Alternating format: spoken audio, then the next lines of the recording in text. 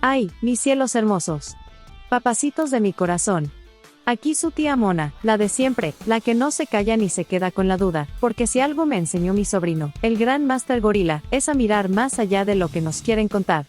Y hoy les traigo una historia que no solo nos va a apachurrar el corazón, sino que nos va a abrir los ojos bien grandotes.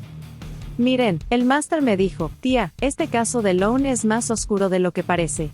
No te dejes llevar por lo que cuentan en los noticieros ni por los chismes de redes. Aquí hay algo más profundo y quiero que tú lo expliques como sabes hacerlo. Y pues aquí estoy, mis amores, cumpliendo con el deber de la familia, porque los que llevamos el apellido del Gran Master no nos andamos por las ramas.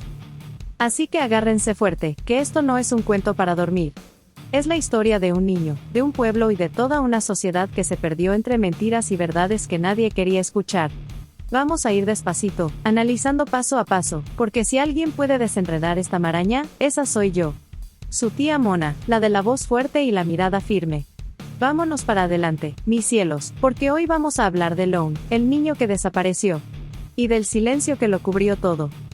¿Listos? Pues vámonos. Capítulo 1, el almuerzo que cambió todo.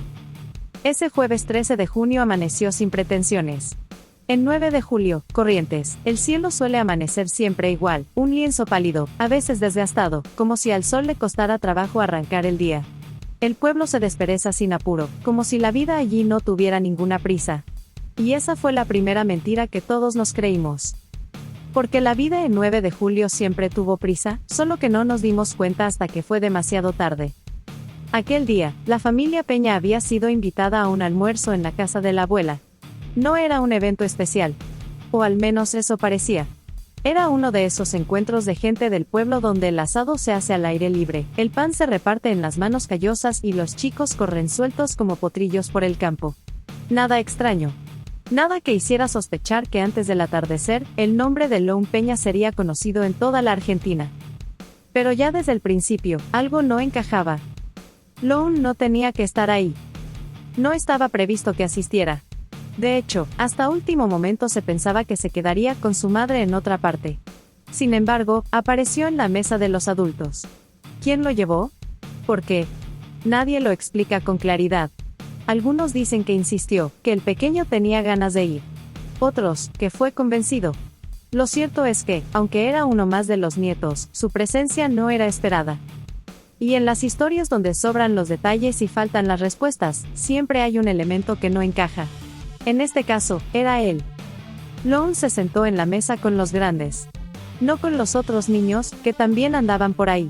Se acomodó cerca de los adultos, de esas personas que conversaban en voz baja mientras cortaban la carne y llenaban los vasos de vino. Eran gestos pequeños, casi imperceptibles, pero vistos hoy, parecen coreografiados. El almuerzo, los rostros, los gestos, los silencios. En ese patio amplio, las mesas eran largas, improvisadas con tablones y caballetes. Había platos hondos, bandejas de metal donde el asado chisporroteaba todavía, y botellas abiertas que sudaban sobre el mantel. Todo en apariencia era familiar, pero había una tensión espesa que nadie quiso notar. Los adultos hablaban entre sí con frases cortas, miradas rápidas, como si los temas fueran secretos de estado. Se reían, pero sus ojos no reían.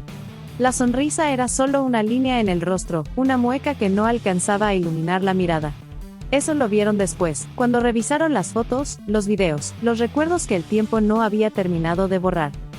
Había algo en ese almuerzo que no era natural. Pero el pueblo, en su inocencia o en su miedo, decidió no verlo. Lone comió poco. Jugó menos. Los testigos dirán después que era un niño tranquilo. Que no molestaba. Que no correteaba como los demás. Algunos lo atribuyeron a la timidez. Otros, al frío de esa mañana que se había estirado hasta el mediodía. Pero otros, los que prestaron atención más tarde, recordaron algo más perturbador. Lone miraba en silencio. Observaba demasiado para un niño de 5 años. Como si supiera que algo no estaba bien. Y mientras él miraba, otros lo miraban a él. Sin ternura. Sin esa calidez que uno espera de los tíos, los vecinos o los conocidos de siempre. Lo miraban como se observa algo que pronto dejará de estar.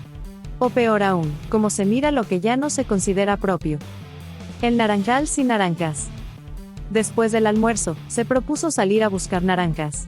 Un paseo inocente, dijeron. Pero el lugar al que iban estaba vacío. Un naranjal sin naranjas. No era temporada. No había nada que cosechar. ¿Por qué, entonces, alguien sugeriría ir allí? La respuesta, claro, nadie la dio en ese momento.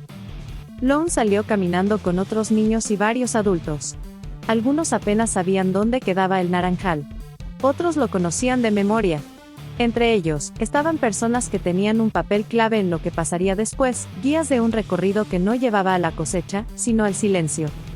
En el camino, según se supo después, Lone fue conducido como quien lleva un paquete. Nadie lo tomó de la mano. Nadie lo cuidó. Solo caminaba detrás de quienes lo llevaban al último lugar donde se lo vería. Las últimas miradas.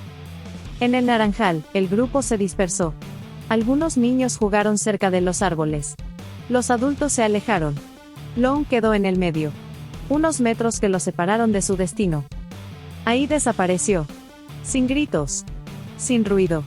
Solo desapareció. Y nadie, de los que estaban a metros de él, supo decir cómo. O no quiso decirlo. El regreso al pueblo, la simulación comienza. Cuando regresaron, algunos trajeron naranjas que no había. Otros regresaron con las manos vacías. Pero todos regresaron con el mismo relato: Lone se había perdido. Empezaron las preguntas, las carreras improvisadas por los campos. Gritos de búsqueda que eran solo para que otros los oyeran. Porque quien sabe lo que pasó, no busca de verdad. Solo simula. El reloj corría. La noticia se esparcía. Y mientras más rápido circulaba la versión oficial del extravío, más lenta se volvía la verdad. La escena que nadie protegió. La casa de la abuela se convirtió en el centro de la búsqueda. Allí llegaron policías, vecinos, curiosos. Pisotearon la tierra. Revolvieron las cosas. Contaminaron todo. Pero nunca miraron donde debían mirar. La camioneta que había salido después del almuerzo fue lavada antes de ser revisada. Quien se bañó y se cambió de ropa tras el regreso fue quien menos preguntas recibió. Las pruebas más claras quedaron arruinadas en las primeras horas. Y nadie se molestó en preguntar por qué. El apagón, el telón que cubre el acto final. En algún momento se cortó la luz. Algunos dicen que fue casual. Otros, que fue necesario. Un apagón que facilitó movimientos que nadie registró. Una coartada perfecta, sin cámaras, sin testigos. La noche llegó antes de tiempo el 9 de julio. Y Lone ya no estaba. Aquel almuerzo no era solo un encuentro familiar. Era una trampa. Y como en toda trampa, la víctima nunca lo sabe hasta que es demasiado tarde. Lone desapareció en silencio. Pero lo más aterrador no fue su desaparición. Fue el silencio que la rodeó. Un silencio pactado, aprendido, temido. Un silencio que aún hoy retumba más fuerte que cualquier grito. Capítulo 3. El show mediático que devoró la búsqueda. A Lone lo buscaron todos. O eso decían. Policías, voluntarios, rescatistas, medios de comunicación, fundaciones solidarias, ONG extranjeras y hasta supuestos agentes de la CIA. Todos llegaron a 9 de julio con la misma promesa: encontrarlo. Pero no fue así. Porque a Lone lo buscaron para las cámaras. Para llenar horas de transmisión en los canales de noticias. Para ganar likes en redes sociales. Para crear héroes de cartón y villanos de ocasión. La tragedia de Lone se convirtió en un espectáculo de consumo masivo, y él, en el personaje principal de una serie de ficción nacional donde el morbo cotizaba más que la verdad. La necesidad de un relato, víctimas, villanos y redentores. En los primeros días tras la desaparición, la prensa necesitaba un relato. Y rápido. No había tiempo para esperar el resultado de una investigación. Había que tener una teoría lista para el prime time. Y entonces llegaron los guiones. Lone fue llevado por una red internacional de trata. Lone fue entregado por sus propios familiares. Lone murió en un accidente y su cuerpo fue ocultado. Lone fue secuestrado por satanistas, por narcos, por organeros, por cualquiera que sirviera al morbo del momento. Nadie se preguntó si era verdad. Nadie exigió pruebas. Lo que importaba era que la historia vendiera. Que tuviera giros inesperados, sospechosos imprevistos, lágrimas en pantalla y un final abierto que permitiera seguir hablando al día siguiente. Los salvadores que nadie pidió. Entre los rescatistas y los samaritanos que llegaron al pueblo, había de todo. Algunos bien intencionados, otros con una ambición que no podían disimular. Los medios convirtieron en estrellas a personajes que nadie conocía hasta ese momento. Supuestos expertos en seguridad, agentes internacionales con uniformes de utilería, miembros de fundaciones con nombres rimbombantes. Todos prometían lo mismo, la verdad. Pero la verdad que ofrecían no era gratuita. Era un espectáculo coreografiado, con ruedas de prensa, operativos en vivo, perros entrenados y drones que sobrevolaban el campo como si se tratara de un set de cine. Había que hacer algo que vendiera. Y la mejor mercancía era el dolor ajeno. El Hotel de los Milagros. Se montó un cuartel general en un hotel del pueblo. Allí se alojaron los testigos clave, los niños que habían estado con Lone antes de su desaparición y los adultos que sabían demasiado. Pero el hotel no era un refugio. Era una trampa. Los testimonios eran manipulados. Se interrogaba a los chicos sin autorización judicial. Se hacían dibujos, recreaciones, se les enseñaba lo que debían decir. Todo mientras las cámaras grababan y los micrófonos transmitían en directo. Los periodistas hacían fila para hablar con los informantes. Pero solo podían hacerlo bajo las condiciones de los nuevos dueños del relato, los que controlaban el hotel, los que decidían quién hablaba y qué decía. Lone se convirtió en el niño sin voz. Y su historia, en un guión con demasiados escritores. Los enemigos perfectos. Cada semana, un nuevo culpable ocupaba el centro de la escena. Primero, los padres de Lone. Sospechosos por omisión, por actuar demasiado tranquilos o demasiado angustiados. Porque no hay forma correcta de sufrir cuando todos te están mirando. Luego, la policía local. Algunos de ellos encubridores, otros simplemente ineficaces. Pero todos metidos en el mismo saco de la sospecha. Más tarde, los rescatistas que competían entre sí. Cada uno con su hipótesis, cada uno queriendo ser el que resuelva el caso en vivo. Cada teoría anulaba a la anterior. Y cada día, el público elegía cuál creer según el canal que viera o el influencer que siguiera. El caso de Lone dejó de ser un caso judicial para convertirse en un reality show donde cada espectador podía ser jurado. La guerra por el rating. Los medios más grandes enviaron móviles permanentes. Instalaban carpas, generadores, antenas. Algunos llegaron con drones, cámaras de visión nocturna, vehículos 4x4. Todo era necesario para cubrir cada movimiento, cada lágrima, cada búsqueda fallida. Pero cuando no había novedades, había que inventarlas. Se filmaban búsquedas simuladas. Se descubrían objetos que ya habían sido hallados y se mostraban como hallazgos del día. Se hacían entrevistas forzadas, micrófonos en la cara de quienes solo querían llorar en silencio. La pregunta nunca fue qué pasó con Lone. La pregunta era quién daba primero la primicia, aunque fuera mentira.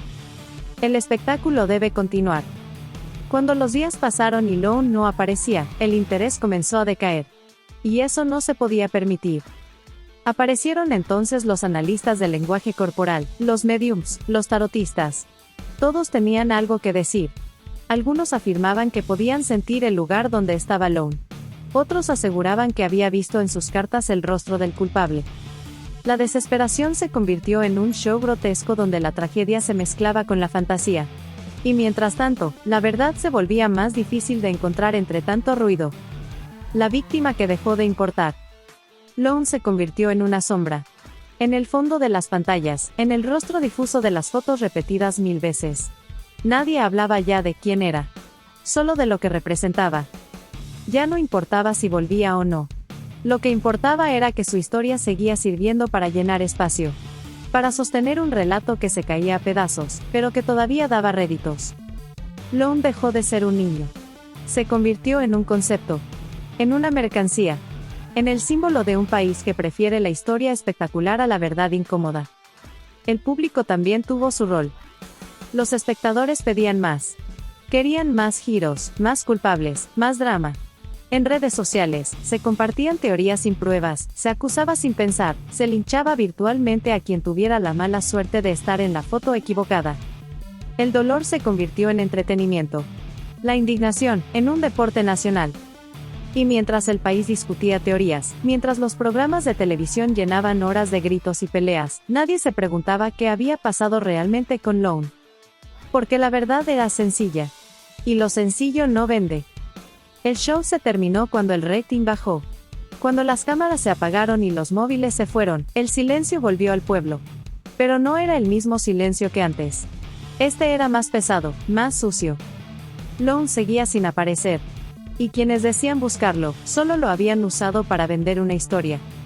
La justicia no llegó de la mano de los medios. La justicia tuvo que abrirse paso entre el barro que ellos mismos habían dejado.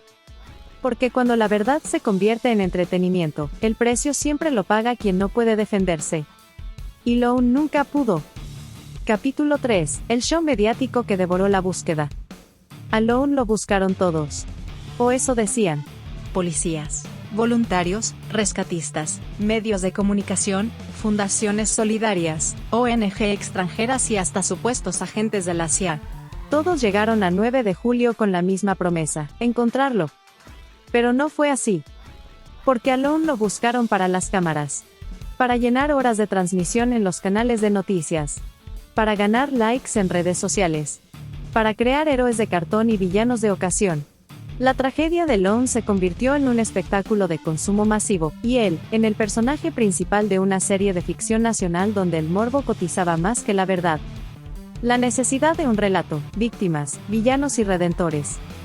En los primeros días tras la desaparición, la prensa necesitaba un relato. Y rápido. No había tiempo para esperar el resultado de una investigación. Había que tener una teoría lista para el prime time. Y entonces llegaron los guiones. Lone fue llevado por una red internacional de trata. Lone fue entregado por sus propios familiares. Lone murió en un accidente y su cuerpo fue ocultado. Lone fue secuestrado por satanistas, por narcos, por organeros, por cualquiera que sirviera al morbo del momento. Nadie se preguntó si era verdad. Nadie exigió pruebas. Lo que importaba era que la historia vendiera. Que tuviera giros inesperados, sospechosos imprevistos, lágrimas en pantalla y un final abierto que permitiera seguir hablando al día siguiente. Los salvadores que nadie pidió. Entre los rescatistas y los samaritanos que llegaron al pueblo, había de todo. Algunos bien intencionados, otros con una ambición que no podían disimular. Los medios convirtieron en estrellas a personajes que nadie conocía hasta ese momento. Supuestos expertos en seguridad, agentes internacionales con uniformes de utilería, miembros de fundaciones con nombres rimbombantes. Todos prometían lo mismo, la verdad. Pero la verdad que ofrecían no era gratuita. Era un espectáculo coreografiado, con ruedas de prensa, operativos en vivo, perros entrenados y drones que sobrevolaban el campo como si se tratara de un set de cine. Había que hacer algo que vendiera. Y la mejor mercancía era el dolor ajeno. El Hotel de los Milagros. Se montó un cuartel general en un hotel del pueblo. Allí se alojaron los testigos clave, los niños que habían estado con Lone antes de su desaparición, y los adultos que sabían demasiado. Pero el hotel no era un refugio. Era una trampa. Los testimonios eran manipulados. Se interrogaba a los chicos sin autorización judicial. Se hacían dibujos, recreaciones, se les enseñaba lo que debían decir. Todo mientras las cámaras grababan y los micrófonos transmitían en directo. Los periodistas hacían fila para hablar con los informantes. Pero solo podían hacerlo bajo las condiciones de los nuevos dueños del relato, los que controlaban el hotel, los que decidían quién hablaba y qué decía. Lone se convirtió en el niño sin voz. Y su historia, en un guión con demasiados escritores. Los enemigos perfectos. Cada semana, un nuevo culpable ocupaba el centro de la escena. Primero, los padres de Lone. Sospechosos por omisión, por actuar demasiado tranquilos o demasiado angustiados. Porque no hay forma correcta de sufrir cuando todos te están mirando. Luego, la policía local. Algunos de ellos encubridores, otros simplemente ineficaces. Pero todos metidos en el mismo saco de la sospecha. Más tarde, los rescatistas que competían entre sí. Cada uno con su hipótesis, cada uno queriendo ser el que resuelva el caso en vivo. Cada teoría anulaba a la anterior. Y cada día, el público elegía cuál creer según el canal que viera o el influencer que siguiera. El caso de Lone dejó de ser un caso judicial para convertirse en un reality show donde cada espectador podía ser jurado. La guerra por el rating. Los medios más grandes enviaron móviles permanentes. Instalaban carpas, generadores, antenas. Algunos llegaron con drones, cámaras de visión nocturna, vehículos 4x4. Todo era necesario para cubrir cada movimiento, cada lágrima, cada búsqueda fallida. Pero cuando no había novedades, había que inventarlas. Se filmaban búsquedas simuladas. Se descubrían objetos que ya habían sido hallados y se mostraban como hallazgos del día. Se hacían entrevistas forzadas, micrófonos en la cara de quienes solo querían llorar en silencio. La pregunta nunca fue qué pasó con Lone. La pregunta era quién daba primero la primicia, aunque fuera mentira. El espectáculo debe continuar. Cuando los días pasaron y Lone no aparecía, el interés comenzó a decaer. Y eso no se podía permitir. Aparecieron entonces los analistas del lenguaje corporal, los mediums, los tarotistas. Todos tenían algo que decir. Algunos afirmaban que podían sentir el lugar donde estaba Lone. Otros aseguraban que había visto en sus cartas el rostro del culpable. La desesperación se convirtió en un show grotesco donde la tragedia se mezclaba con la fantasía. Y mientras tanto, la verdad se volvía más difícil de encontrar entre tanto ruido. La víctima que dejó de importar. Lone se convirtió en una sombra. En el fondo de las pantallas, en el rostro difuso de las fotos repetidas 1000 veces. Nadie hablaba ya de quién era. Solo de lo que representaba. Ya no importaba si volvía o no. Lo que importaba era que su historia seguía sirviendo para llenar espacio. Para sostener un relato que se caía a pedazos, pero que todavía daba réditos. Lone dejó de ser un niño. Se convirtió en un concepto. En una mercancía. En el símbolo de un país que prefiere la historia espectacular a la verdad incómoda. El público también tuvo su rol. Los espectadores pedían más. Querían más giros, más culpables, más drama. En redes sociales, se compartían teorías sin pruebas, se acusaba sin pensar, se linchaba virtualmente a quien tuviera la mala suerte de estar en la foto equivocada. El dolor se convirtió en entretenimiento. La indignación, en un deporte nacional. Y mientras el país discutía teorías, mientras los programas de televisión llenaban horas de gritos y peleas, nadie se preguntaba qué había pasado realmente con Lone. Porque la verdad era sencilla. Y lo sencillo no vende. El show se terminó cuando el rating bajó. Cuando las cámaras se apagaron y los móviles se fueron, el silencio volvió al pueblo. Pero no era el mismo silencio que antes. Este era más pesado, más sucio. Lone seguía sin aparecer. Y quienes decían buscarlo, solo lo habían usado para vender una historia. La justicia no llegó de la mano de los medios. La justicia tuvo que abrirse paso entre el barro que ellos mismos habían dejado. Porque cuando la verdad se convierte en entretenimiento, el precio siempre lo paga quien no puede defenderse. Y Lone nunca pudo. Capítulo 4. El secuestro de la verdad. La búsqueda de Lone comenzó tarde y mal. Y cuando por fin parecía que la justicia tenía la oportunidad de actuar, otros actores, disfrazados de samaritanos, ya se habían apoderado del escenario. Para entonces, el caso ya no era una desaparición, era un tablero de poder. Y la verdad, como pieza principal, fue secuestrada. En los primeros días tras la desaparición, mientras el pueblo fingía buscar a Lone y las autoridades locales armaban una coartada, llegaron los salvadores de afuera. Un grupo de personajes extraños que aseguraron ser expertos en trata, rescate y derechos humanos. Venían de Buenos Aires, de fundaciones con nombres altisonantes y hasta se presentaban como agentes internacionales. Pero no trajeron justicia. Trajeron caos. El hotel convertido en búnker de manipulación. El hotel donde alojaron a los testigos y familiares se convirtió en un centro de operaciones paralelo. Era un hotel pequeño, de fachada anodina, que de un día para otro se llenó de personas que no pertenecían al lugar. Llegaron con equipamiento, camionetas, perros rastreadores, banderas de fundaciones y discursos llenos de promesas. Se hicieron dueños de la situación. Alojaron a los niños que estuvieron con Lone antes de desaparecer. A los testigos clave los separaron de sus familias. Instalaban protocolos de entrevistas donde los niños eran interrogados sin presencia judicial. Prometían protección a cambio de silencio. Era un control absoluto disfrazado de ayuda humanitaria. Pero en lugar de proteger la investigación, la destruyeron desde dentro. Porque aquellos supuestos samaritanos no respondían a la justicia, sino a sus propios intereses. La creación de los falsos relatos. En el hotel, los niños comenzaron a decir cosas que nunca habían dicho antes. Les mostraban mapas, les hacían dibujar rutas, señalar lugares, repetir frases. Si alguno dudaba, se le convencía. Si alguno callaba, se le presionaba. Las versiones se multiplicaron. Cada testigo decía algo diferente, pero las diferencias no importaban. La única prioridad era construir una historia que vendiera. Una historia que generara tensión. Y en ese proceso, la verdad fue silenciada. Se hablaba de túneles secretos. Se afirmaba que Lone había sido llevado en helicóptero. Se aseguraba que había sido visto en Paraguay, en Colombia, en cualquier lugar donde sonara exótico y lejano. Ninguna de esas versiones tenía sustento. Ninguna surgía de una investigación formal.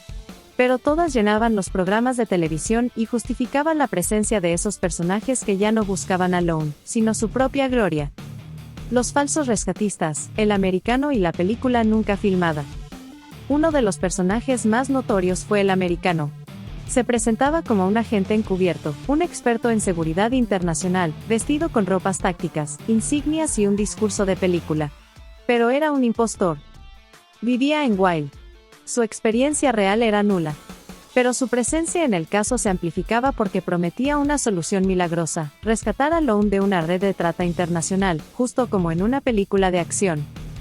Junto a él, Gustavo Vera, un dirigente social con aspiraciones políticas, orquestaba la narrativa de los héroes contra el mal. Su intención era clara, crear un relato donde ellos fueran los salvadores de Lone, convertir el caso en su propia Sonidos de Libertad, el filme que expondría la podredumbre del sistema, y los elevaría a la categoría de mártires contemporáneos. Pero mientras alimentaban el relato, tapaban la verdad. Y quienes verdaderamente sabían qué había pasado con Lone, eran desplazados, silenciados o absorbidos por esta maquinaria de manipulación. El sabotaje de la escena del crimen.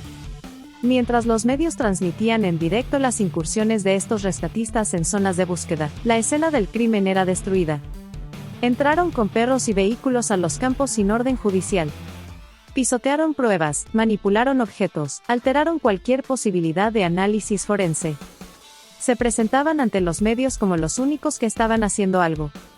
La policía local, ya cuestionada y debilitada, se desentendió. La justicia federal, que tomó el caso más tarde, encontró una escena contaminada y un expediente vacío. El daño ya estaba hecho. El falso pase a la justicia federal, otra trampa más. Una de las maniobras más peligrosas fue el traspaso de la causa a la justicia federal bajo el argumento de que se trataba de un caso de trata internacional. Sin embargo, no había ninguna prueba que lo justificara. Este pase no solo retrasó la investigación, la vació de contenido. La justicia federal comenzó desde cero. Y en ese proceso, se perdió tiempo vital. Los primeros días, cruciales en cualquier desaparición, se convirtieron en semanas de confusión, de pérdida de pruebas, de testigos manipulados y de pistas falsas. El plan era desviar la atención. Y funcionó. Mientras los verdaderos culpables seguían libres, los medios se concentraban en seguir la pista de redes internacionales, helicópteros fantasma y conspiraciones narco. ¿Quién se llevó a Lone? Carlos Pérez y Cayá, en una camioneta Ford Rainier, según la hipótesis más consistente. Pero esa versión no vendía tanto como un complot global. ¿Dónde estaba Lone? Todo indicaba que seguía en Corrientes, nunca salió de allí. Pero los noticieros preferían ubicarlo en países extranjeros, más lejanos y difíciles de comprobar. La verdad estaba frente a los ojos de todos. Pero nadie quería verla. La verdadera red de encubrimiento. Mientras tanto, los protagonistas del almuerzo, la mesa de los adultos, el comisario Maciel, Pérez y Cayá, tejían su propio encubrimiento. La familia de Lone, sus padres, quedaron aislados. Se los culpó, se los difamó, se los desacreditó. Nadie defendió su inocencia. Nadie se puso de su lado, salvo quienes aún creían en la búsqueda de justicia sin cámaras de televisión ni micrófonos de por medio. El silencio y el miedo, el escenario perfecto para que la verdad desaparezca. Con el paso de los días, el caos mediático sembró la confusión. Nadie sabía qué era cierto y qué no. La duda, la sospecha y el escepticismo fueron la mejor defensa de los culpables. ¿Fue trata? ¿Fue un accidente? ¿Fue la familia? ¿Fue un ajuste de cuentas? Cualquier versión servía. Mientras todos discutían hipótesis, nadie hacía la pregunta correcta: ¿quién se benefició del silencio? Y la respuesta era clara: los que siempre se benefician cuando el Estado falla y el periodismo se vuelve un espectáculo. La verdad fue secuestrada por aquellos que prometieron liberarla. La justicia fue retrasada por quienes juraron agilizarla. Y Lone sigue desaparecido porque, durante 100 días, la búsqueda fue reemplazada por un show que llenó los bolsillos y el ego de muchos, pero vació de esperanza a quienes realmente querían encontrarlo. Cuando la verdad es secuestrada, el rescate que exigen no es dinero. Es tiempo. Tiempo que se pierde. Tiempo que Lone no tiene. Capítulo 5. El rompecabezas que armamos tarde. Armar un rompecabezas es un ejercicio de paciencia. Pero en este caso, las piezas estaban escondidas. Otras, rotas a propósito. Y muchas, camufladas para que nunca encajaran. Durante 100 días, lo que había sido un caso de desaparición se convirtió en un laberinto construido por manos sucias. Pero como en todo crimen mal tapado, hay rastros que ni el mejor encubridor puede borrar. Y esas migajas, al final, fueron suficientes para iluminar el camino. El almuerzo, el punto cero de la historia. Todo comenzó en un almuerzo familiar. Uno más, según dijeron los asistentes. Pero no lo fue. Ese día, la invitación incluyó a Lone Peña, aunque no estaba previsto que fuera. Él no tenía por qué estar en la mesa de los adultos, y sin embargo, ahí lo sentaron. Una señal que ahora, mirando hacia atrás, parece haber marcado el inicio del plan. En esa mesa estaban personas clave. Carlos Pérez, exmilitar, alguien que movía hilos invisibles en 9 de julio.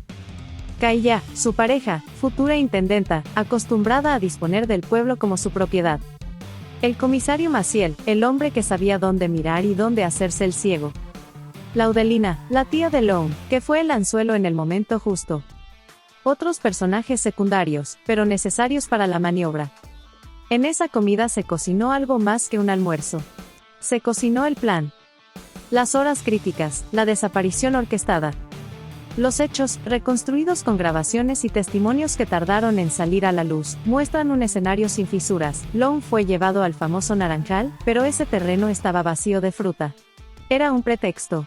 Allí se fingió una excursión, pero era la excusa para separarlo de los demás. Laudelina marcó el camino. Camila, la prima de Lone, y Macarena, la hija de Laudelina, actuaron como peones necesarios en el movimiento. Y mientras otros niños estaban distraídos o quizás manipulados para no entender lo que veían, Lone desapareció. Carlos Pérez y Cayá lo subieron a una camioneta Ford Rainier. Un vehículo que apareció más tarde, lavado y sin rastros. No fue un accidente. No fue una pérdida. Fue un rapto perfectamente ejecutado. Los cruces telefónicos, la huella digital del crimen. La tecnología, tantas veces aliada del encubrimiento, terminó siendo el peor enemigo de los culpables. Los cruces telefónicos revelaron que los celulares de Pérez, Cayá, Laudelina y otros protagonistas clave mantuvieron comunicación constante durante las horas en que supuestamente buscaban a Lone. Pero lo más grave es que esas llamadas se hicieron desde lugares estratégicos, siguiendo un patrón que contradice su versión de los hechos. Mientras la búsqueda pública era simulada, las llamadas privadas relataban otra historia. Una donde Lone ya no estaba, pero el plan de encubrimiento seguía desarrollándose. Las coordenadas GPS marcaron los desplazamientos exactos. La camioneta circuló en zonas rurales sin justificación. Y cuando regresó, Pérez y Cayá estaban bañados, cambiados, como si nada hubiera pasado. Pero algo pasó. Y ya no lo podían ocultar. El papel del comisario Maciel, el artesano del encubrimiento. Maciel no solo permitió el desastre, lo dirigió. Fue quien coordinó la búsqueda falsa. Permitió que el vehículo clave no fuera inspeccionado en el momento crucial. Subió a un testigo clave a su camioneta y permitió que la pareja de Laudelina, Benítez, lo sometiera a una revisión física sin orden judicial. Una escena grotesca, casi ritual, para sembrar una falsa hipótesis de abuso sexual y desviar la atención. Maciel era la bisagra. El hombre que garantizó la impunidad en las primeras horas, cuando aún era posible encontrar a Lone. Pero su error fue confiar en que nadie revisaría sus movimientos. En que las llamadas no hablarían. Y hablaron. La confesión silenciosa de Laudelina. Laudelina fue el eslabón más frágil.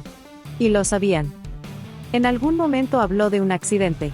Luego cambió su versión. Después dijo que vio cómo Pérez y Cayá se llevaban a Lone. Y volvió a callar. Sus contradicciones no fueron casuales. Fueron el reflejo de alguien que sabe, pero que tiene miedo. De alguien que participó, pero aún cree que puede salir ilesa si juega sus cartas. Pero los registros telefónicos la incriminan. Estuvo en el lugar, habló con los factores, marcó el camino y luego se refugió en el silencio. Su participación fue activa. No hay espacio para la duda.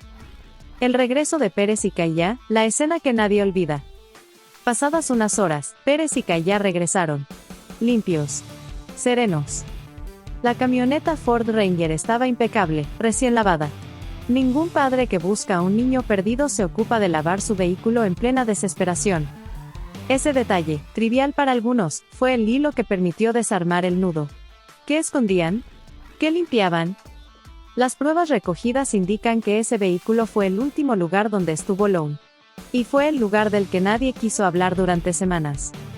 Las pruebas que nunca pudieron borrar. El GPS del celular de Pérez, mostrando movimientos sin sentido durante horas clave. Las cámaras de seguridad de rutas cercanas, donde se lo ve en lugares donde no debía estar. Los testimonios de vecinos que, aunque tarde, reconocieron que vieron movimientos extraños. El encubrimiento fue eficaz al inicio. Pero como toda mentira, se sostiene hasta que la verdad encuentra su espacio. La justicia, por fin, en marcha. Después de 100 días de caos, de show mediático y de silencio cómplice, la justicia comenzó a actuar. Los fiscales pidieron el procesamiento de todos los implicados. Se reconfiguró la hipótesis, sustracción y ocultamiento de persona. Se pusieron en la mira a quienes habían contaminado el caso, el americano, las fundaciones truchas y los que desviaron la investigación. Por primera vez, las piezas del rompecabezas comenzaron a encajar. La verdad, simple, cruda, dolorosa. La verdad nunca fue complicada. Lo hicieron ver así quienes se beneficiaban del misterio. Lone fue sustraído por gente de su entorno, en un plan simple pero brutal. Fue encubierto por quienes debían protegerlo. Y fue utilizado por oportunistas que lo transformaron en un espectáculo. Lo simple no vende. Pero lo simple, en este caso, es la verdad. A Lone se lo llevaron en plena luz del día. Delante de todos. Y nadie hizo nada. El rompecabezas se armó tarde. Pero se armó. Y cada pieza encajó con dolorosa precisión. Ahora, la pregunta es, ¿dónde está Lone? Porque el rompecabezas tiene la imagen completa, pero falta la pieza más importante. Y sin ella, la justicia no estará completa. Capítulo 6. La pieza que falta. Se puede reconstruir un crimen con precisión milimétrica. Se pueden juntar testimonios, pruebas, confesiones, y aún así, sin la víctima, la historia sigue siendo un libro incompleto. Lone Peña es, en esta historia, la ausencia más ruidosa de todas. Y esa pieza que falta es la que impide cerrar el círculo. La verdad es que sabemos cómo lo sustrajeron. Sabemos quiénes fueron los autores materiales. Sabemos quiénes encubrieron. Sabemos quiénes mintieron y quiénes callaron. Pero lo que no sabemos, lo más importante, es dónde está Lone. El misterio del paradero, el eslabón perdido. Las hipótesis son muchas. Las certezas, pocas. Pero cada teoría se desmorona cuando no se responde a la pregunta esencial, ¿qué hicieron con él después de llevárselo? Carlos Pérez y Cayá lo subieron a la camioneta. Eso está probado. Pero, ¿qué pasó en esas horas posteriores?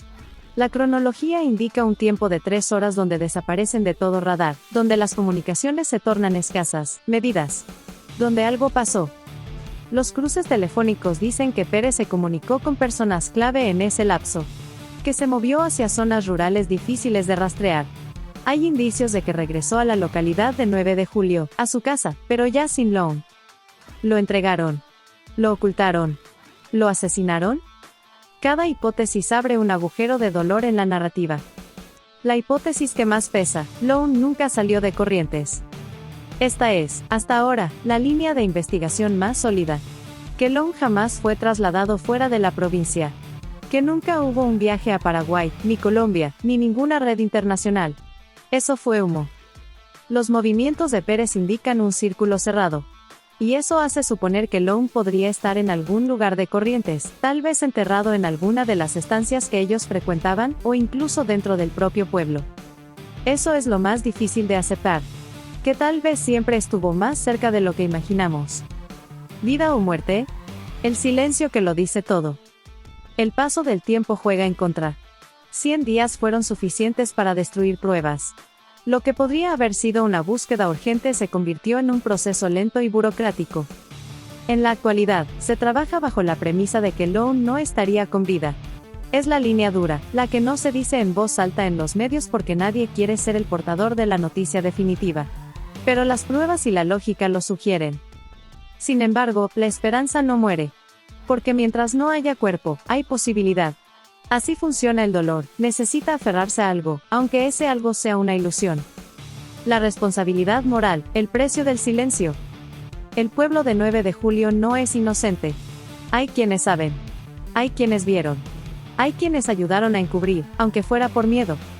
Y el miedo, en estos casos, es el mejor aliado del silencio. La pregunta que flota es brutal: ¿cómo vive una comunidad sabiendo que en algún lugar cercano, Lone podría estar esperando ser encontrado? ¿Cómo se vive sabiendo que el miedo a hablar es lo que sostiene la impunidad? La responsabilidad es colectiva. No solo de quienes participaron activamente en el crimen, sino de todos los que permitieron que el tiempo pasara sin decir lo que sabían. El futuro de los culpables, ¿caerán todos? Hoy, los principales imputados están detenidos. Carlos Pérez y Caillá, los autores materiales. Laudelina Peña, la tía que sabe y calla. El comisario Maciel, el encubridor necesario. Los que desviaron la investigación, el americano, Vera y el resto del circo que bloqueó la búsqueda real. Pero falta más. Faltan aquellos que financiaron el encubrimiento. Los que callaron desde sus cargos políticos. Los que desviaron recursos públicos para proteger a los culpables. Y si la justicia funciona, ellos también deberán rendir cuentas. La reparación imposible. Nada va a devolver a Lone. Ni la justicia más ejemplar va a recomponer el daño hecho.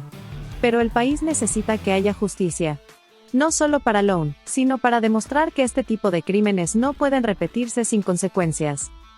Hoy la búsqueda sigue. Se han retomado rastrillajes, búsquedas en estancias privadas, excavaciones en terrenos que durante semanas estuvieron vedados a la justicia. Se revisan pozos ciegos, lagunas, cementerios clandestinos. Cada centímetro de tierra removido es un acto de dignidad. Pero también una confesión: dejamos pasar demasiado tiempo. La memoria que nos queda: Lone no fue solo un caso. Lone Peña es el símbolo de un país que perdió el rumbo. Donde el dolor se convirtió en mercancía. Donde el show fue más importante que la búsqueda.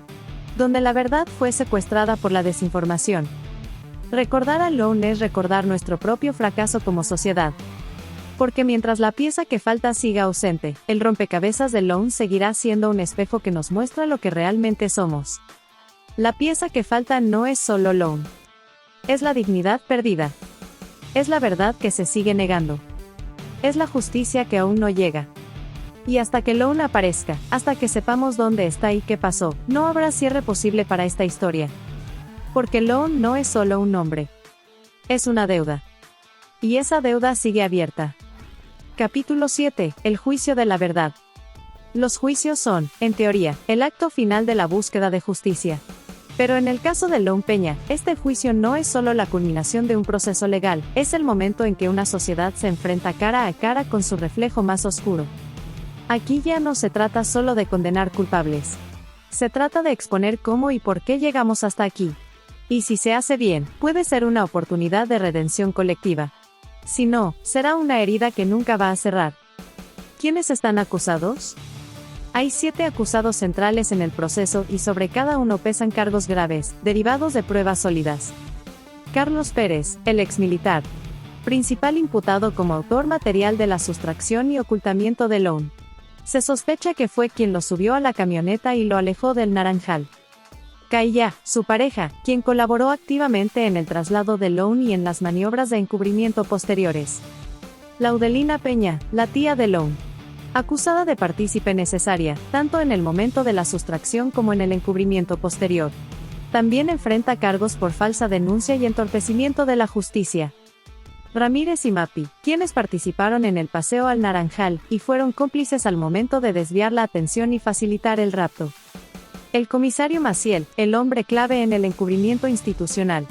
Usó su posición para garantizar la impunidad de los responsables durante las primeras horas, que fueron determinantes.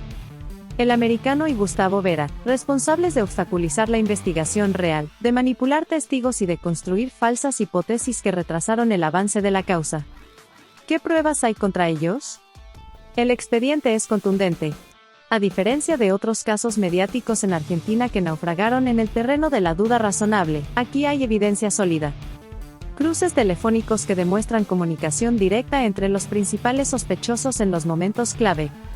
Videos de cámaras de seguridad que muestran el tránsito de los vehículos en horarios y rutas coincidentes con la desaparición. Peritajes a los dispositivos electrónicos que muestran intentos de limpiar huellas digitales, borrado de mensajes y manipulaciones posteriores. Testimonios de testigos, algunos rescatados del cerco que impusieron los rescatistas truchos, que confirman el traslado de Lone en la camioneta de Pérez. Confesiones parciales, especialmente de Laudelina, que aunque contradictorias, delinean claramente la mecánica del crimen. Las figuras legales, lo que enfrentan.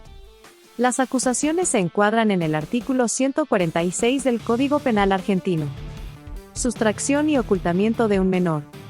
Pena, de 5 a 15 años de prisión. Pero el agravante está en que el ocultamiento es continuado. Es decir, cada día que pasa, el delito persiste. Esto puede derivar en penas mayores, incluso en el rango de los 25 años o más, si se suma. Privación ilegítima de la libertad agravada. Encubrimiento agravado.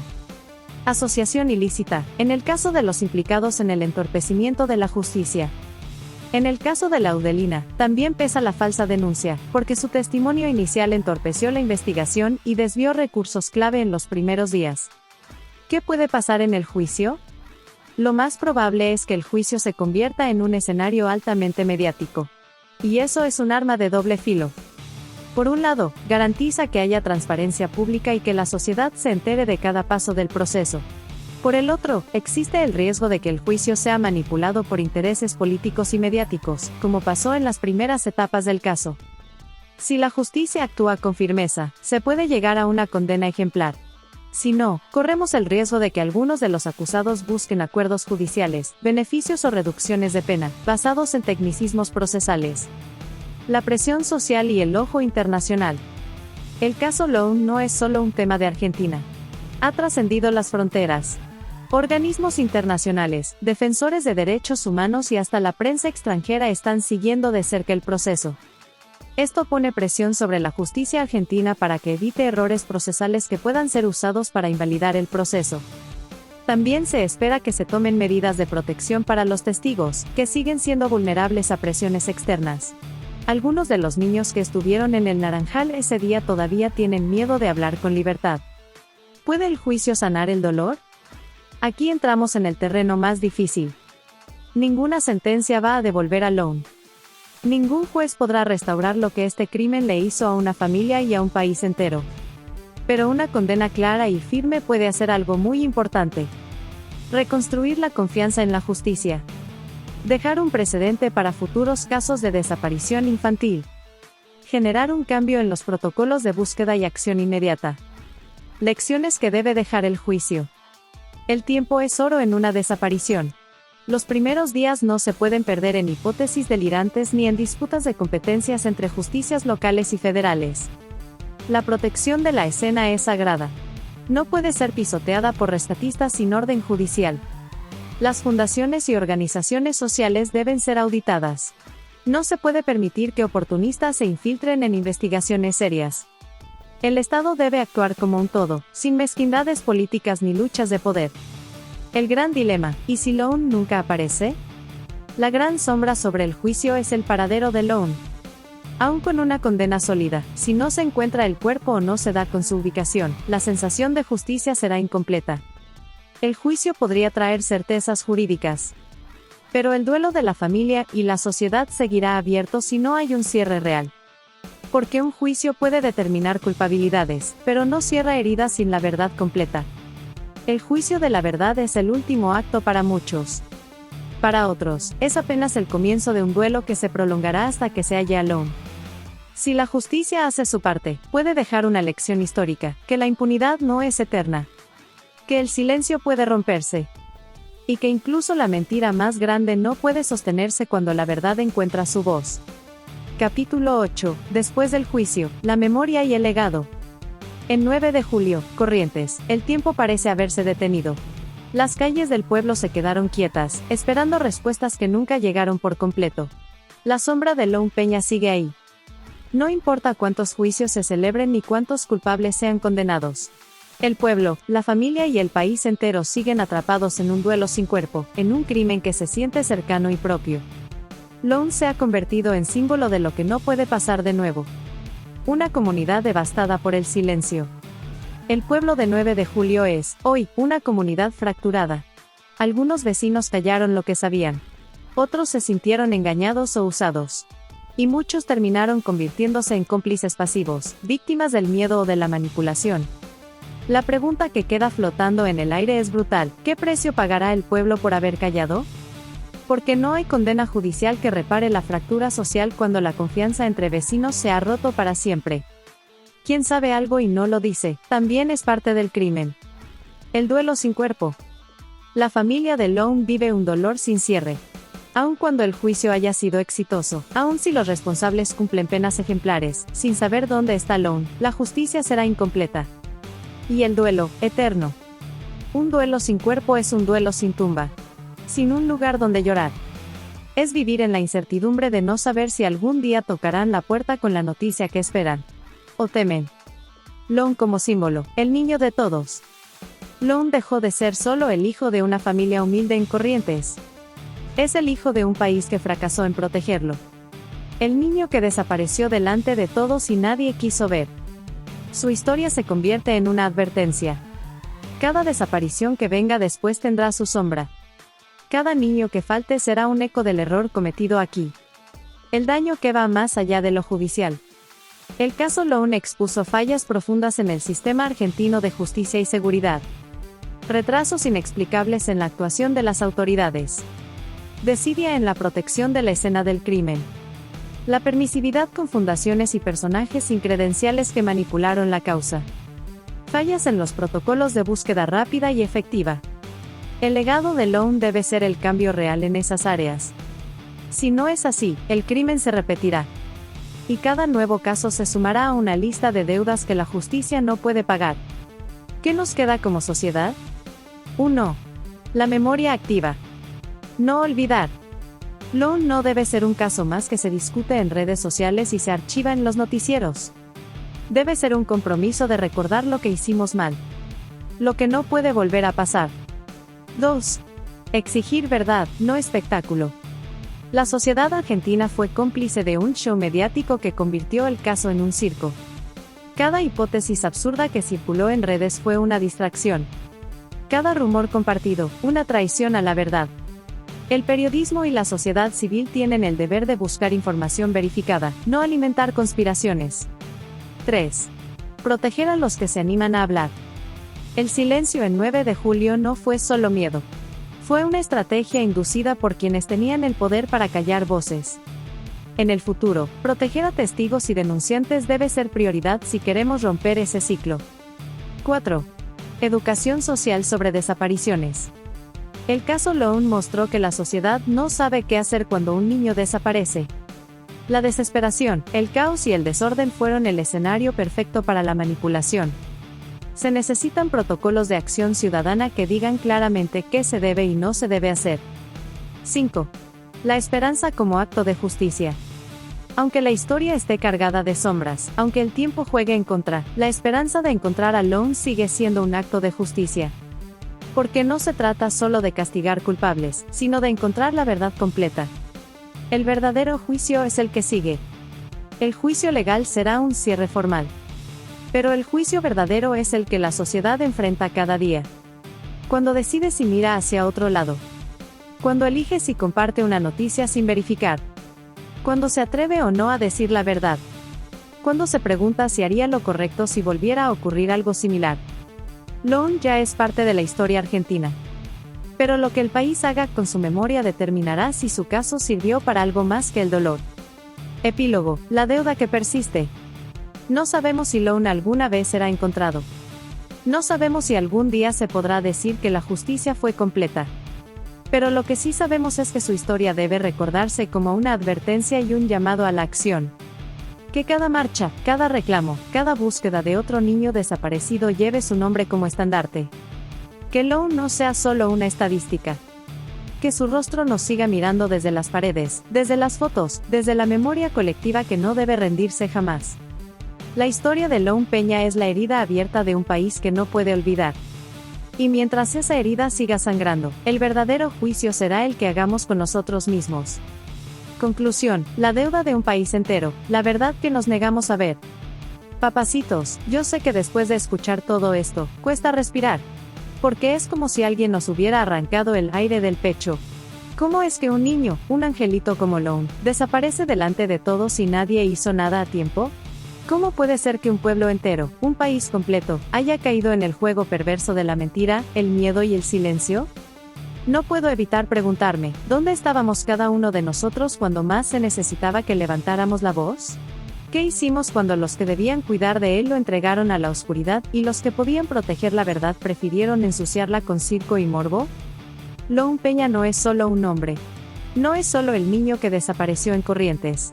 Lone es el reflejo de lo que no quisimos ver. Es la prueba de cómo la indiferencia y la desinformación pueden matar la verdad. Hoy hay culpables presos, sí. Hay un juicio que promete justicia. Pero la herida sigue abierta. Lone no ha vuelto. No hay cuerpo, no hay respuestas completas. Y mientras eso no ocurra, la justicia será, cuando mucho, un consuelo frío para un dolor ardiente. Y te digo algo más, papacito mío. Este caso no solo desenmascaró a los criminales que se lo llevaron y lo ocultaron. También nos mostró a nosotros mismos. A la prensa que vendió espectáculo en vez de verdad. A los falsos héroes que lucraron con la tragedia. Y a todos los que compartimos teorías sin pruebas, dándole la espalda a la búsqueda real. Porque el peor enemigo de la justicia no es el crimen. Es el olvido. Y es el miedo a enfrentar lo que duele. Hoy quiero que cierres los ojos y pienses en Lone. No como un caso judicial. No como el niño de la foto que viste en los noticieros. Pensá en él como si fuera tu hijo, tu sobrino, tu nieto. Un niño que solo quería volver a su casa después de ir a buscar naranjas. Un niño que merecía estar jugando, aprendiendo, riéndose. Y no envuelto en el silencio de los adultos que fallaron. Que esta historia nos sirva para algo. Que nos despierte. Que nos enseñe que, ante el dolor de un niño perdido, no se hace silencio. Se hace justicia. Y si la justicia tarda, la exigimos. Y si la verdad molesta, la gritamos igual. Porque Lone Peña es la deuda que tenemos todos. Y no se paga con palabras. Se paga con memoria, con compromiso. Y con el valor de no rendirse jamás. Ay, papacitos queridos. Antes de que se vayan, déjenme decirles algo desde lo más profundo de mi corazón. Esta historia que hoy les traje no la conté por casualidad, no.